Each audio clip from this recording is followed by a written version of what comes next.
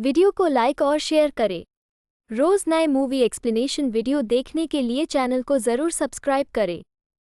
कहानी की शुरुआत होती है और हमें बताया जाता है कि इंसानों ने अपनी जिंदगी में बहुत सारी ऐसी गलतियां की हैं जिससे कि उन्हें बहुत सारी मुसीबतों का सामना करना पड़ा। इसीलिए समुद्री तूफान आए और आधी से भी ज्यादा दुनिया डूब गई और अब सिर्फ थोड़ी सी जमीन बची है जिसकी हिफाजत के लिए एक चौकी बनाई गई है जो कि जमीनों की हिफाजत के लिए बनाई गई थी, जिसका नाम था सेंटिनल, जो कि समुद्र के एकदम बीचों बीच बनाई गई थी। इस साल होता है 2063 का। अब जमीन की हालत पूरी तरह से बदल चुकी थी। इस चौकी में 4 सोल्जर पहरा दिया करते थे जिनकी ड्यूटी 2 साल की थी। अभी तक यहाँ पर 2 साल हो चुके थे लेकिन इन्हें लेने के लिए यहाँ कोई भी नहीं आया था। अब हम देखते हैं कि एक तूफानी रात में ये लोग मछलियां पकड़ रहे थे।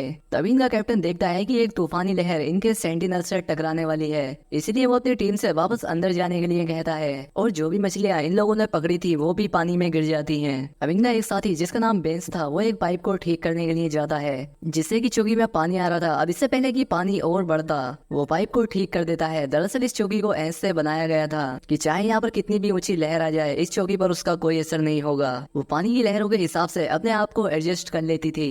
खैर अभी यहाँ पर सुबह हो जाती है। अब इनके एक साथी सेलिबियन को दिखाया जाता है जो कि बहुत दुखी था और दुखी होने की वजह ये थी कि वो उस तूफान की वजह से मछलियां नहीं पकड़ पाए। दरअसल इन्हें मछलियां पकड़ने का मौका महीने में सिर्फ एक बार मिलता था। बेस जो कि सेबियन पर बहुत ज्यादा नाराज था वो उससे कहता है कि तुम्हारा काम हमें अच्छे खाने खिलाने का है और तुमने कल रात मछलियां क्यों नहीं पकड़ी, और मेरा काम इस सेंटिनल की हर चीज को अच्छे से रिपेयर करने का है जो कि मैं बखूबी कर रहा हूँ और मैं अपने सारे काम अच्छे से कर रहा हूँ। अभी आपको कैप्टन इन सभी को चुप रहने के लिए कहता है। दरअसल ये सभी लोग अपने घर जाना चाहते थे। ये यहाँ रहते हुए तंग आ गए थे क्योंकि जो टीम जमीन से इन्हें यहाँ लेने आने वाली थी वो अभी तक नहीं आई थी। सेलिबियन यहाँ पर एक रिकॉर्ड बनाता था और वो ऐसा तब से कर रहा था जब से वो यहाँ पर आया था। वो ये सारा रिकॉर्ड बनाकर अपनी बेस पर भेजा करता था। खैर अब कैप्टन सेंटिनल की छत पर घूम रहा होता है और वो एक इशारे को देखता है। दरअसल वो सेलिबियन ने बनाया था ताकि अगर कोई यहाँ पर आए तो वो उसकी मदद से इन तक पहुंच जाए, लेकिन कैप्टन को ये बात पसंद नहीं आती। वो उस कपड़े को हटाने के लिए बोलता है। तभी यहाँ पर सेलिबियन को दूरबीन में एक जहाज अपनी तरफ आता हुआ दिखाई देता है। उसे लगता है कि शायद ये वही जहाज है जो कि हमारी टीम ने हमें लेने के लिए यहाँ पर भेजा है, लेकिन कैप्टन को ऐसा नहीं लग रहा था। वो कहता है कि ये किसी दुश्मन की चाल भी हो सकती है और इसलिए वो वेंस को बम को एक्टिवेट करने के लिए कहता है और साथ ही अपनी एक साथी जिसका नाम कैसिडी था उससे रडार पर सब कुछ चेक करने के लिए भी कहते हैं।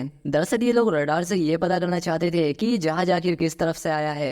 अब यहाँ पर बेंस गन चलाने के लिए पूरी तरह से तैयार था लेकिन कैप्टन उसे रोक देते हैं और सेलेबियन से कहते हैं कि तुम्हें एक छोटी नाव लेकर उस जहाज तक जाना होगा और पता लगाना होगा कि वो हमारी मदद के लिए आया है या किसी और वजह से। अब सेलेबियन थोड़ा डरा हुआ था। वो वहाँ जाना तो नहीं चाहता था लेकिन फिर भी वो कैप्टन की बात मानकर वहाँ जाने लगता है। कैप्टन उससे बार बार कॉन्टेक्ट करने की कोशिश कर रहे थे लेकिन वो अपने सिस्टम को बंद कर देता है क्योंकि उसे लग रहा था कि अगर जहाज में कोई हुआ तो ये सुनकर उसे शक हो जाएगा। दूसरी तरफ कैप्टन को ये लग रहा था कि शायद सेलेबियन को दुश्मन ने मार दिया, इसलिए वो कंट्रोल रूम में जाकर कैसिडी को बम को एक्टिवेट करने के लिए कहते हैं। बम को एक्टिवेट करने के लिए 2 चाबियों की जरूरत थी। कैसिडी ये करने से डर रही थी लेकिन ये कैप्टन का फाइनल ऑर्डर था। दूसरी तरफ सेलिबियन जो कि जहाज की छानबीन कर रहा था उसे वहाँ पर कोई भी नहीं मिलता, ना ही कोई जिंदा और ना कोई मरा हुआ इंसान। वही देखकर उदास हो जाता है कि अभी भी उनकी टीम में से उन्हें यहाँ पर लेने के लिए कोई नहीं आया और वो शायद कभी अपने घर वापस नहीं जा सकते। ये बात सोचकर वो वहीं बैठ जाता है, लेकिन इस सब में वो ये भूल गया था कि उसे इस बारे में कैप्टन को भी बताना था कि इस जहाज में कोई नहीं है। इसलिए वो जल्दी से अपने रेडियो को ऑन करता है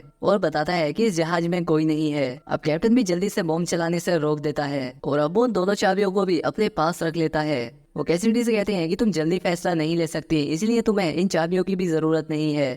खैर अब सेलिबियन उस जहाज को अपने साथ लेकर अपनी चौकी तक आ गया था। बेन भी उस जहाज की जांच करता है जिससे पता लगता है कि जहाज पिछले कई महीनों से बंद पड़ा था। ये जहाज भेजा तो इन्हीं लोगों के लिए गया था लेकिन अभी ने ये पता करना था कि जो लोग जहाज पर मौजूद थे उनके साथ आखिर क्या हुआ था। बेस कहता है कि मैं इस जहाज को ठीक कर सकता हूँ, लेकिन कैप्टन उसे मना कर देते हैं। वो कहते हैं कि नहीं, हम इसके साथ कुछ नहीं कर सकते और ना ही इस बारे में बेस को बता सकते हैं जब तक हम खुद ही इसकी अच्छे से छानबीन न कर लें। ये सभी लोग कैप्टन के सख्त उसूलों से तंग आ गए थे क्योंकि अभी किसी भी तरह से घर जाना चाहते थे। सेलिबियन जब कैप्टन के पास दोनों चाबियों को देखता है तो उसे और भी ज्यादा गुस्सा आ जाता है क्योंकि अब इस चौकी की सारी पावर कैप्टन के ही पास थी।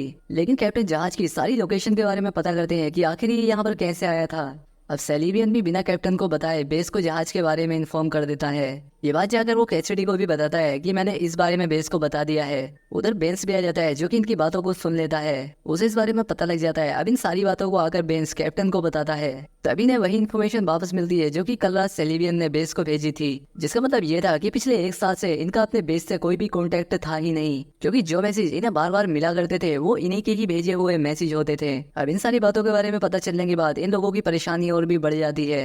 अब इनके पास कोई भी उम्मीद नहीं बची थी कि ये लोग घर वापस जा भी पाएंगे या नहीं। अब उसी रात बेस छिपते हुए उस जहाज के अंदर जाकर उस जहाज के इंजन को चेक करता है कि इस जहाज के इंजन को ठीक किया भी जा सकता है या नहीं। जब वो चेक करके वापस आता है तो सेलिबियन उसे देख लेता है और उससे पूछता है। अब वेंस, जो कि उसे बताना तो नहीं चाहता था लेकिन फिर भी उसे बताना पड़ता है कि हाँ, मैं इस जहाज के इंजन को देखने गया था कि मैं उसे ठीक कर सकता हूँ या नहीं, जिससे हम लोग घर वापस जा सके, वरना तो कैप्टन हमें कभी भी घर वापस नहीं जाने देगा। अब ये बात सेलिबियन जाकर कैसिडी को बताता है और उसे भी ये बात पसंद आती है। वो कहता है कि शायद ऐसा करके हम लोग यहाँ से निकल सकते हैं, मैं भी यहाँ पर और नहीं रुक सकता। वो लोग ये बात भी जानते थे कि कैप्टन उन्हें इस बात की इजाजत कभी नहीं देगा, इसलिए ये दोनों बिना बताए जहाज को ठीक करने के लिए चले जाते हैं। जब ये लोग वापस आते हैं तो कैप्टन इन्हें देख लेता है। कैप्टन जब उन दोनों को देखते हैं तो कहते हैं कि नहीं, हम इसे ठीक नहीं करेंगे, बल्कि इसके एक एक पुर्जे को खोलकर अपनी चौकी तक लेकर आएंगे।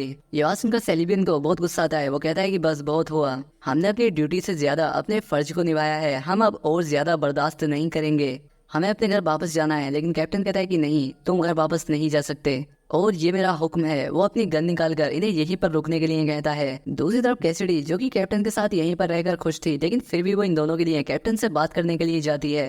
वो कहती है कि आप इन्हें यहाँ से जाने दें, क्योंकि आपने अपनी जिद की वजह से पहले भी बहुत सारे सोल्जर्स को खोया है, तो ये गलती आप फिर से मत करो, उन्हें यहाँ से जाने दो।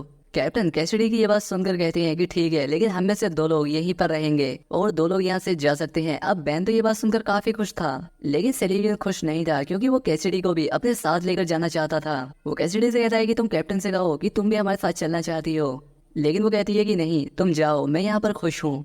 खैर, अब बेंस और सेलिबियन जब अपनी सारी तैयारी कर लेते हैं, उसी रात कैप्टन उन्हें एक लेटर भी देता है जो कि जाकर उन्हें बेस पर देना होगा। खैर, अब जब सुबह होती है तो हर तरफ खतरे की घंटी बजना शुरू हो जाती है। कैप्टन उन्हें जल्दी से छत पर बुलाकर बॉम्ब को एक्टिवेट करने के लिए कहते हैं। वो कहते हैं कि तेजी से दुश्मन का एक जहाज हमारी तरफ बढ़ रहा है, लेकिन सेलिबियन को इस बात का अंदाजा हो गया था कि ये जहाज उनके बेस से उन्हें यहाँ पर लेने के लिए आया है। अब सेलिबियन कैप्टन की इस बात को मानने के लिए तैयार नहीं था कि वो इस बॉम्ब को एक्टिवेट कर दे, लेकिन कैप्टन उसे गन दिखाकर उस जहाज को भी डिस्ट्रॉय करवा देता है। अब बेंस और सेलिबियन की उम्मीदें टूट गई थी। अब कैसिडी यहाँ पर आ जाती है, जो कि एक रोड कैप्टन के सर पर मारकर उसे बेहोश कर देती है। ये तीनों उसे एक कमरे में बंद कर देते हैं। सेलिबियन कैसिडी से पूछता है कि तुमने मेरा साथ क्यों नहीं दिया, जिस पर कैसिडी कहती है कि अगर मैं तुम्हारा साथ देती तो कैप्टन तुम्हें कभी भी नहीं जाने देता। बेंस कहता है कि हमें कैप्टन को मार देना चाहिए, लेकिन सेलिबियन सबको ऐसा करने से रोक रहा था। अब सेलिबियन कैप्टन से मिलने जाता है और उससे पूछता है कि जब हमारे बीच में ये बात तय हुई थी कि हमें से 2 लोग यहाँ पर रहेंगे और 2 लोग चले जाएंगे, तो तुमने अपना इरादा क्यों बदला। वो कहता है कि हमें ये जहाज 3 महीने पहले भी लेने के लिए आया था, लेकिन किसी ने रडार से रास्ता बदल दिया। हम में से कोई ना कोई गद्दार है जो चाहता है कि वो यहीं पर रहकर हर चीज पर कब्जा कर ले और जो हमारी जमीन बची है उस पर बॉम्ब गिराकर उसे भी बर्बाद कर दे। सेलिबियन कहता है कि अच्छा, अगर तुम सब बातों को जानते थे तो तुमने मुझे इस बारे में पहले क्यों नहीं बताया। इतना कहकर वो उसे वापस से इसी जगह पर बंद करके चला जाता है, क्योंकि उसे कैप्टन की बातों पर विश्वास नहीं था। जिसके बाद से सेलिबियन बेस से मदद मंगवाने की कोशिशों में लग जाता है, लेकिन इसका कोई फायदा नहीं हो रहा था। यहीं पर कैसिडी उसे अपने बचपन की तस्वीर भी दिखाती है और बताती है कि जब दुनिया डूबी नहीं थी तब मैं अपनी फैमिली के साथ समुद्र पर आई हुई थी, लेकिन दुश्मनों ने मेरी सारी फैमिली को मार दिया और सिर्फ मैं बची। ये बात सुनकर सेलिबियन को बहुत दुख होता है। खैर, अब रात में जब कैसिडी अपनी ड्यूटी कर रही थी तो उसके बाद बेंस आता है, जो कि नशे में था। वो उसके साथ बदतमीजी करने की कोशिश करता है। कैसिडी खुद को बचाकर सेलिबियन के पास जाती है। बाद में इन दोनों को पता लगता है कि दरअसल बेंस कैसिडी के पास से उन बॉम्ब्स को एक्टिवेट करने की चाबी लेने के लिए आया था। बेंस रेडियो से बेस पर यह मैसेज भेज देता है कि जो काम करने के लिए वो यहाँ आए थे वो पूरा हो गया है, इसलिए उन्हें जल्दी से वापस बुला लिया जाए। सेलिबियन और कैसिडी जल्दी से कंट्रोल रूम की तरफ बढ़ते हैं। सेलिबियन कहता है कि बेंस रुक जाओ, तुम ऐसे बॉम्ब को नहीं चला सकते और इस तरह से किसी भी मासूम की जान नहीं ले सकते। अभी बात सुनकर बेंस रुक जाता है। वो यहाँ पर रोने लगता है क्योंकि उसे वापस जाने का कोई भी रास्ता नजर नहीं आ रहा था। जिसके बाद ये लोग कैप्टन को देखते हैं, जिसके कमरे की खिड़की खुली हुई थी और ये देखकर ऐसा लग रहा था कि शायद उसने समुद्र में कूदकर अपनी जान दे दी। अब कुछ दिनों के बाद इन्हें समुद्र के बीचों बीच कुछ मलबा नजर आता है, जिसे कि सेलिबियन और कैसिडी वहां से लेने के लिए जाते हैं ताकि वो उसमें से अपनी कुछ जरूरत का सामान ले आए। खैर, जब ये लोग यहाँ पर मछलियां पकड़ रहे थे तब सेलिबियन के जाल में कैप्टन की लाश आ जाती है उसके सर पर चोट का निशान था। उसे देखकर ऐसा लग रहा था जैसे उसके सर पर किसी ने मारकर उसे पानी में डाला हो। अब जब ये लोग वापस आते हैं तो सेलिबियन को बेंस पर शक हो रहा था, और अब इसीलिए जब दोबारा से कैसिडी बेंस के साथ समुद्र में जाने वाली थी तो सेलिबियन उसे एक गन देता है ताकि वो अपना ध्यान रख सके। और उनके जाने के बाद वो कंट्रोल रूम में जाकर सारी फाइल्स को चेक करने लगता है, जहाँ पर उसे बेंस की फाइल से ये पता लगता है कि वो दिमागी तौर पर बीमार था, लेकिन वो एक अच्छा इंजीनियर था, इसीलिए उसे यहाँ पर काम पर रख लिया गया था। अब सेलिबियन को भी कैप्टन की सारी बातें सच नजर आने लगी थी।